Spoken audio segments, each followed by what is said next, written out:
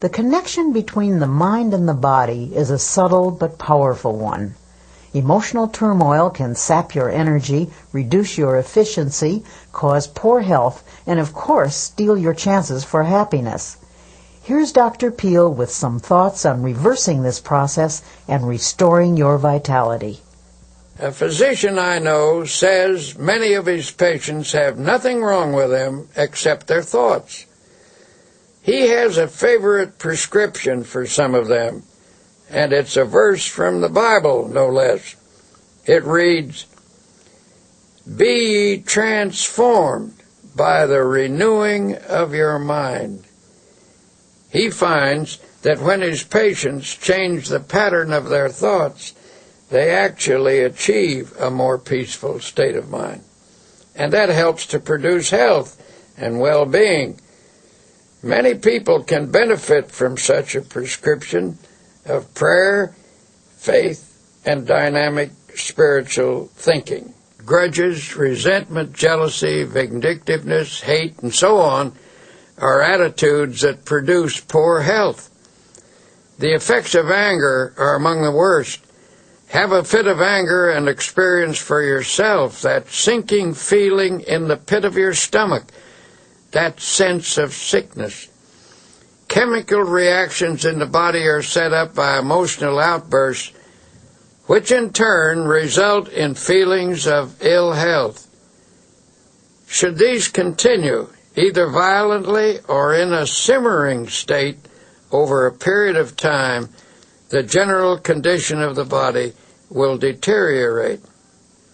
Violent negative emotions place great strain upon the heart.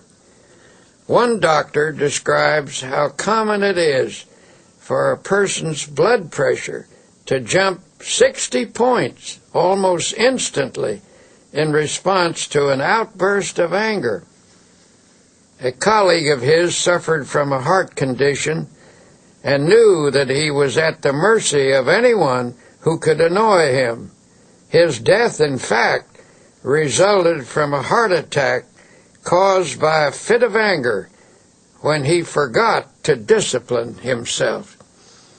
This doctor suggests, whenever a problem starts to vex you or you begin to get angry, let yourself go limp all over. This will dissipate your inner turmoil.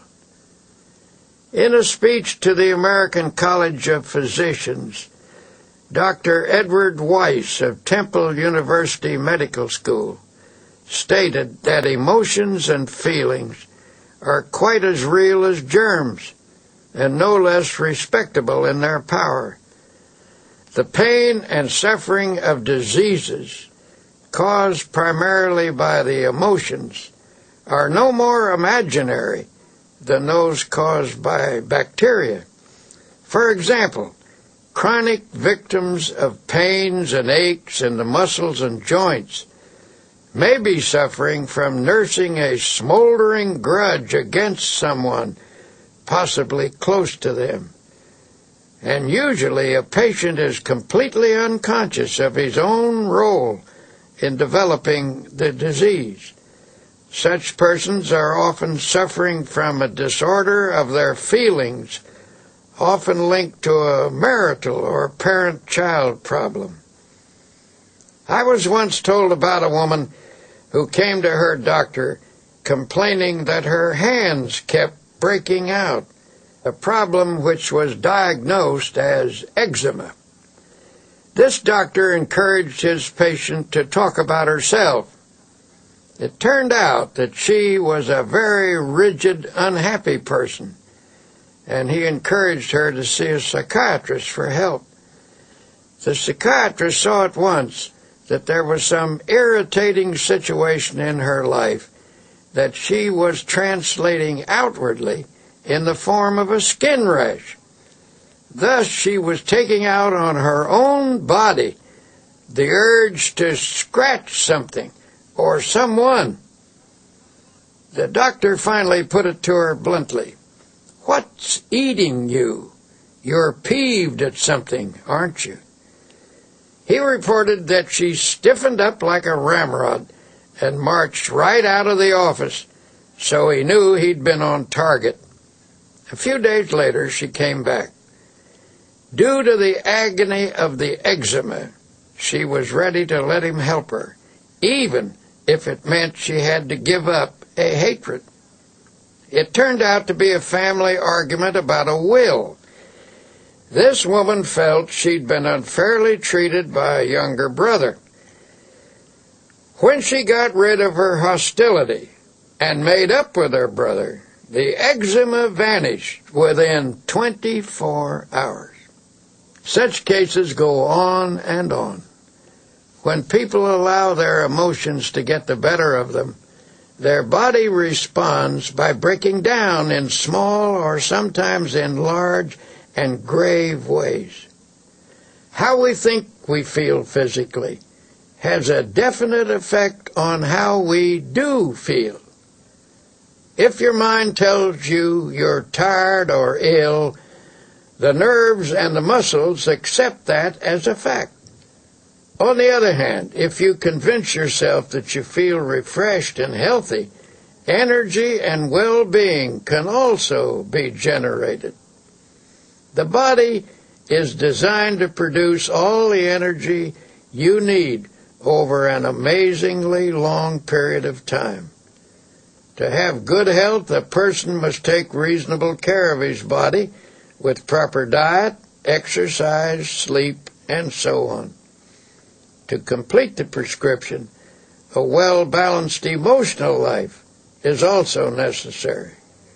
When body, mind, and spirit work harmoniously, energy is continuously replaced. The longer I live, the more I'm convinced that neither age nor circumstance needs to deprive us of energy and vitality.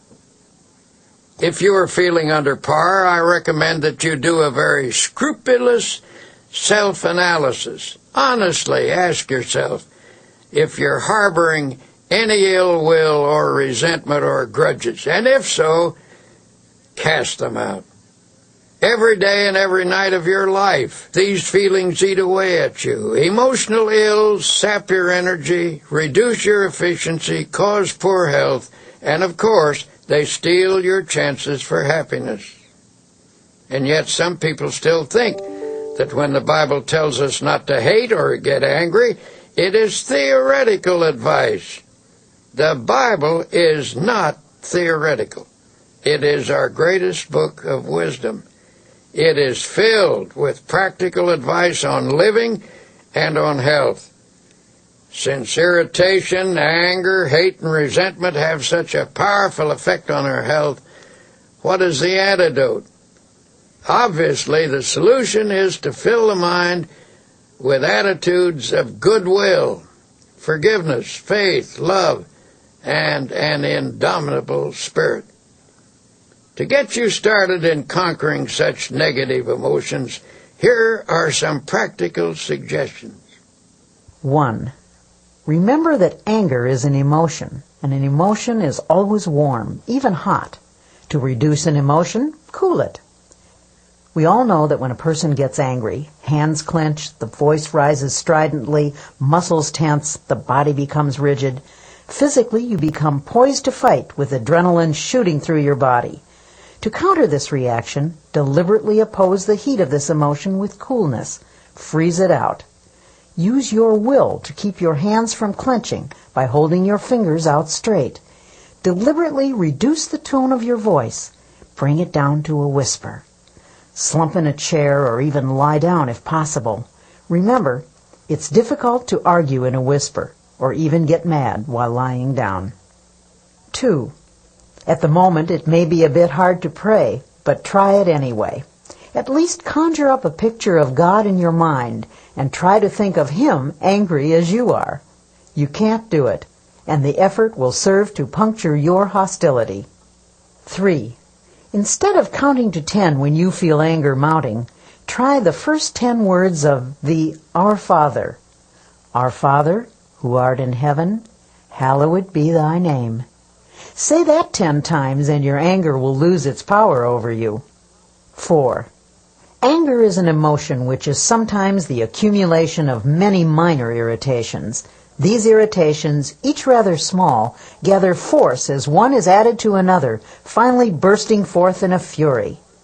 To dry up the tiny drops that feed the great river of anger, make a list of everything that irritates you, no matter how inconsequential it may seem. Then make each separate irritation a special object of prayer. Get a victory over each, one at a time. Instead of destroying all of your consolidated anger, use prayer to snip away at each annoyance that feeds it. 5. When a situation occurs in which your feelings are hurt, get it straightened out as quickly as possible. Don't brood over it. Do something about it. Don't allow yourself to sulk or indulge in self-pity or mope around with resentful thoughts. If your feelings are hurt, see if you can talk to the person you're having trouble with. Try to resolve the situation right away so the incident doesn't get distorted or out of proportion. Put some spiritual iodine on the hurt by saying a prayer of love and forgiveness. 6. Allow the grievance to drain out of your mind. Go to someone you trust and pour it out until not a vestige of it remains within you. Then forget it. 7. Pray for people who hurt your feelings. Continue this until you feel the malice fading away. You may have to pray for quite a while to get this result. 8. Say this little prayer. May the love of God fill my heart. Then add this line. May the love of God for that person who has hurt me flood my soul. Pray this and mean it. Take the advice of Jesus literally when he said to forgive 70 times 7. That comes to 490 times. Before you have forgiven a person that many times, you will be free of resentment.